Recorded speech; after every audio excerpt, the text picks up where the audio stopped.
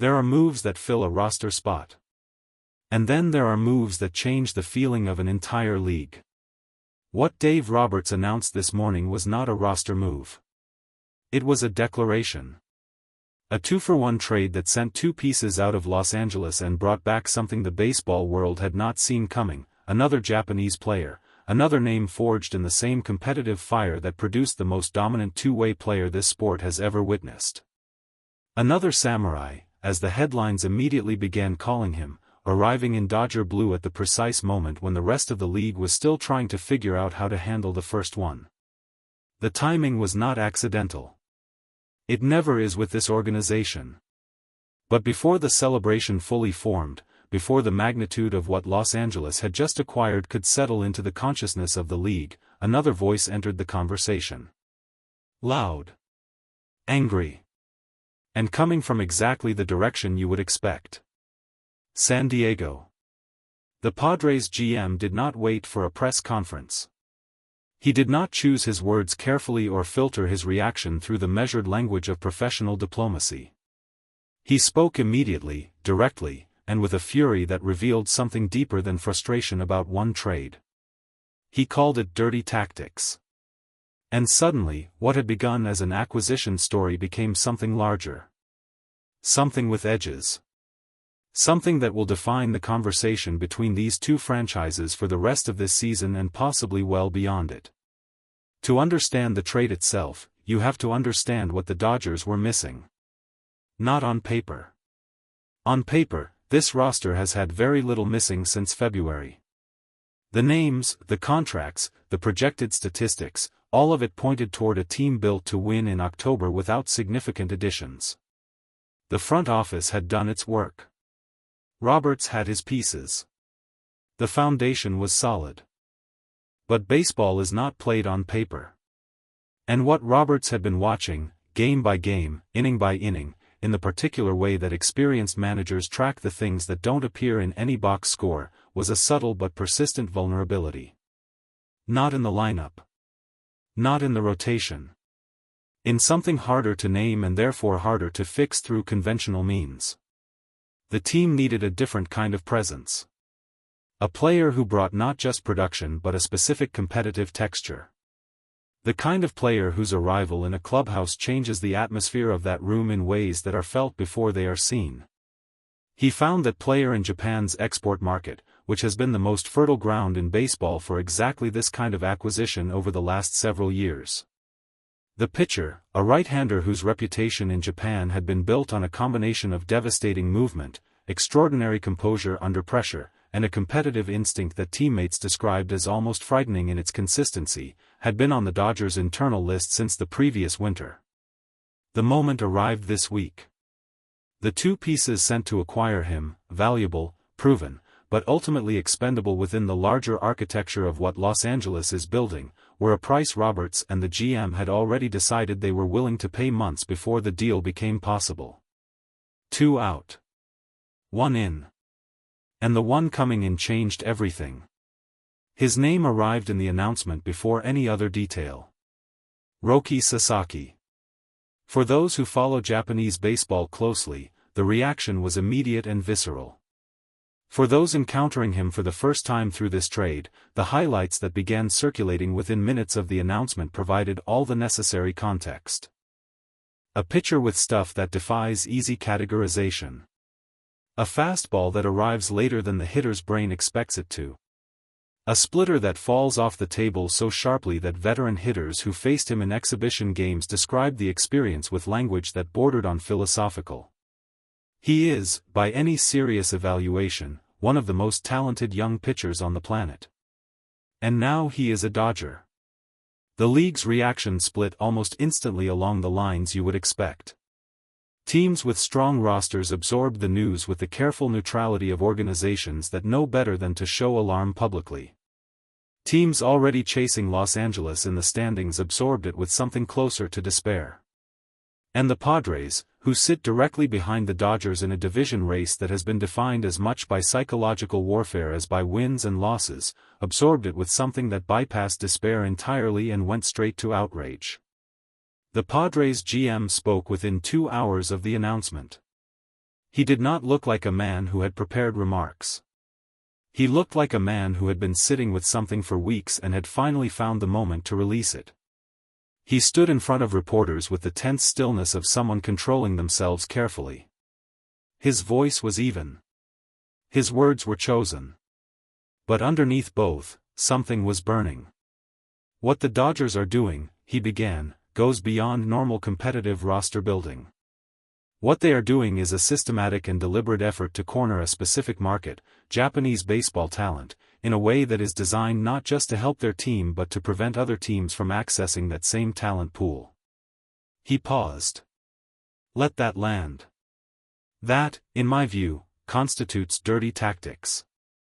You can dress it up in the language of scouting and evaluation and organizational vision. But what it is, at its core, is an attempt to buy a monopoly on a category of player. And I think baseball needs to ask itself whether that is the kind of competition we want to model for the rest of the world that is watching this sport grow. The room was very quiet. A reporter asked him to clarify. Was he suggesting the Dodgers had done something against the rules? The GM shook his head slightly. I am not suggesting they broke a rule. I am suggesting they are exploiting a gap that the rules have not yet addressed. And I am suggesting that the outcome, one team accumulating this kind of advantage in one specific area, is bad for the competitive balance of this sport regardless of whether it is technically permitted. Another reporter asked if he was frustrated specifically by the Sasaki acquisition or by a broader pattern. The answer came without hesitation. Both. I am frustrated by both. Because we evaluated Sasaki. We pursued Sasaki. We made a serious offer for Sasaki. And we were outmaneuvered, not because their baseball case was stronger, but because their financial infrastructure and their existing relationship with Ohtani made us impossible to compete with on a level playing field. He said the word relationship with a particular emphasis. As if it was the thing that bothered him most. Not the money. Not the market. The relationship. Ohtani's statement came 3 hours later. It was not released through the Dodgers' PR operation.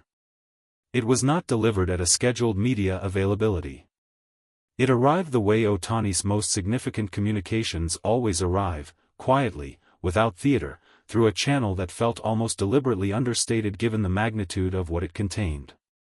He was approached by a single reporter near the practice facility. The reporter asked him about Sasaki's arrival. Asked what it meant to him personally to have another Japanese pitcher joining the roster. Ohtani looked at the reporter.